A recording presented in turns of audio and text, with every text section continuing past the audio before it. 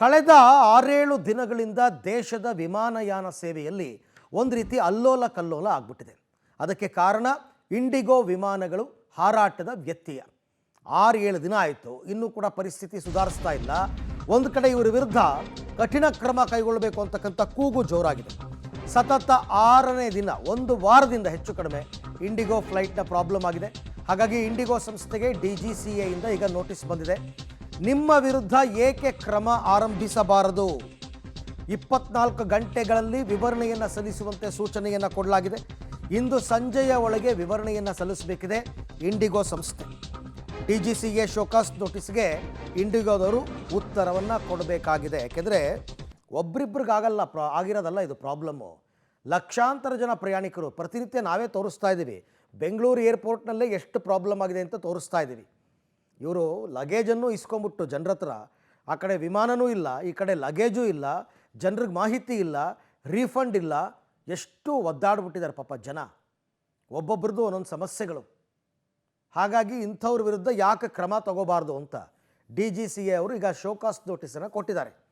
ಈ ಶೋಕಾಸ್ ನೋಟಿಸ್ಗೆ ಇವತ್ತು ಉತ್ತರಿಸಬೇಕು ಸಾಯಂಕಾಲದ ಒಳಗಡೆ. ಇಲ್ಲ ಅಂದರೆ ಸಂಸ್ಥೆಯ ವಿರುದ್ಧ ಕ್ರಮ ಕೈಗೊಳ್ಳಬೇಕಾಗತ್ತೆ. DGCA ಅವರು ಕ್ರಮ ಕೈಗೊಳ್ತಾರೋ ಬಿಡ್ತಾರೋ, ಜನ ಅಂತೂ ಕೋರ್ಟ್ಗೆ ಹೋಗ್ತಾರೆ. ಇದು ಕೋರ್ಟ್ಗೆ ಹೋಗೋವಂಥ ವಿಚಾರಣೆ. ಯಾಕೆಂದರೆ ತುಂಬ ಜನರಿಗೆ ಪ್ರಾಬ್ಲಮ್ ಆಗಿದೆ. ಯಾರೋ ಇಂಟರ್ವ್ಯೂ ಅಟೆಂಡ್ ಮಾಡಬೇಕಾಗಿತ್ತು, ಆಗಿಲ್ಲ. ಯಾರೋ ಎಕ್ಸಾಮ್ ಬರೆಯೋಕ್ಕೆ ಹೋಗಬೇಕಾಗಿತ್ತು, ಆಗಿಲ್ಲ.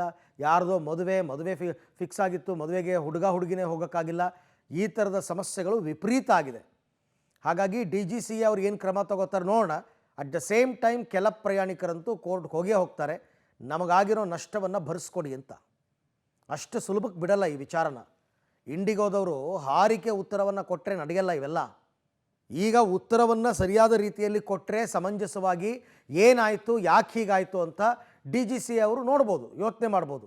ನೀವು ಹಾರಿಕೆ ಉತ್ತರ ಕೊಟ್ಟರೆ ಖಂಡಿತವಾಗಿ ಬಿಡಲ್ಲ. ಇನ್ನು ಇವತ್ತು ಕೂಡ ತಪ್ಪಲ್ಲ ಇಂಡಿಗೋ ಪ್ರಯಾಣಿಕರ ಪರದಾಟ ಅಂತ. ಇವತ್ತು ಅದೇ ಪರಿಸ್ಥಿತಿ. ನಿನ್ನೆ 650 ಇಂಡಿಗೋ ವಿಮಾನಗಳು ರದ್ದಾಗಿತ್ತು. 610 ಕೋಟಿ ರೂಪಾಯಿ ಟಿಕೆಟ್ ಹಣವನ್ನು ರೀಫಂಡ್ ಮಾಡಲಾಗಿತ್ತು. ರೀಫಂಡ್ಗೆ ನಿನ್ನೆ ರಾತ್ರಿ 8 ಗಂಟೆವರೆಗೂ ಡೆಡ್ಲೈನ್ ನೀಡಲಾಗಿತ್ತು. 3000ಕ್ಕೂ ಹೆಚ್ಚು ಪ್ರಯಾಣಿಕರ ಲಗೇಜನ್ನು ವಾಪಸ್ ಕೊಡಲಾಗಿದೆ. ಲಗೇಜ್ ತಲುಪಿಸೋದಕ್ಕೆ 48 ಗಂಟೆ ಗಡುವನ್ನು ನೀಡಲಾಗಿತ್ತು. ಮಾಡಿದ್ದಾರೆ ಸ್ವಲ್ಪ ಮಟ್ಟಿಗೆ. ಕೆಲವ್ರಿಗೆ ರೀಫಂಡ್ ಆಗಿದೆ, ಇನ್ನು ಕೆಲವ್ರಿಗೆ ರೀಫಂಡ್ ಆಗಿಲ್ಲ. ಕೆಲವ್ರಿಗೆ ಲಗೇಜ್ ಸಿಕ್ಕಿದೆ, ಇನ್ನು ಕೆಲವ್ರಿಗೆ ಲಗೇಜ್ ಸಿಕ್ಕಿಲ್ಲ.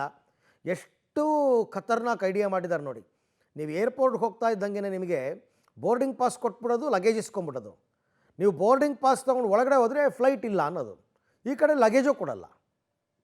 ಪಾಪ ಲಗೇಜ್ನಲ್ಲಿ ಏನೇನು ಇಂಪಾರ್ಟೆಂಟ್ ಡಾಕ್ಯುಮೆಂಟ್ಸ್ ಇರುತ್ತೆ, ಅದು 2 ದಿನ 3 ದಿನ ಆದರೂ ಸಿಗಲ್ಲ ಅಂತಂದರೆ ಏನು ದಿನ ಏರ್ಪೋರ್ಟ್ಗೆ ಹೋಗಿ ಬರೋದೇ ಕೆಲಸನ? ಏನು ಪಕ್ಕದಲ್ಲೇ ಇದೆಯಾ ಅದು? ಬೆಂಗಳೂರೇ ಎಕ್ಸಾಂಪಲ್ ತೊಗೊಳ್ಳಿ, 35-40 ಕಿಲೋಮೀಟ್ರ್ ಹೋಗಬೇಕು ಪ್ರತಿ ದಿವಸ. ಯಾರು ಹೋಗ್ತಾರೆ? ಎಷ್ಟು ಸಮಸ್ಯೆ ಮಾಡಿದ್ದಾರೆ ಇವರು. ಹಾಗಾಗಿ ಇವರು ಆಡಿದ್ದೇ ಆಟ ಅಂತ ಬಿಡೋದಕ್ಕಾಗದೇ ಇಲ್ಲ. ಇವರು ಈ ಸಂಸ್ಥೆಯ ವಿರುದ್ಧ ಕಠಿಣಾತಿ ಕಠಿಣ ಕ್ರಮ ತಗೋಬೇಕು. ನನ್ನ ಪ್ರಕಾರ ಯಾರ್ಯಾರು ನೀವು ರೀಫಂಡ್ ಮಾಡ್ತಾ ಇದ್ದೀರಲ್ಲ, ಡಬಲ್ ದಿ ಮನಿ ಮಾಡಬೇಕು. ಅವ್ರಿಗೆ ಡಬಲ್ ದುಡ್ಡು ಕೊಡಿ, ಅವರಿಗೆ ಆಗಿರೋ ತೊಂದರೆಗೆ. ಇದು ಕೋರ್ಟ್ ಡಿಸೈಡ್ ಮಾಡುತ್ತೆ.